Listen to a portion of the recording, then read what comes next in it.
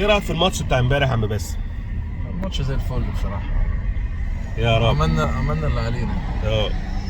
على قد إمكانياتنا يعني. وبعدين جاي انت، أحسن إن شاء الله. طب انت ايه رايك، احنا كنا ممكن نكسبهم؟ لا، محتاجين لسه شوية. طب ايه لسه محتاجين؟ شوية. محتاجين ايه مثلا يا كابتن باسم؟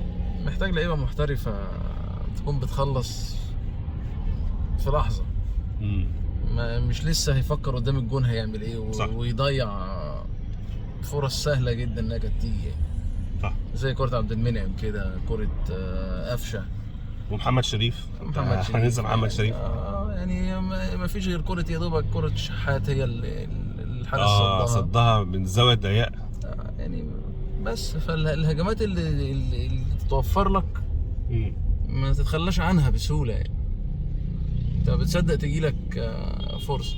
بس انت معايا ان الاهلي يغير حلمنا، اللي احنا مش مجرد احنا عايزين نروح البطوله بس، لا ده احنا عايزين ناخد البطوله. اه طبعا انت طبعا. متخيل؟ اكيد. متخيل احنا وصلنا الليفل ايه؟ الاهلي وصلك ليه؟ وصل جمهوره ليه؟ انت خلاص انت عايز تاخد البطوله نفسها، مش مجرد انت تروح البطوله وخلاص، لا.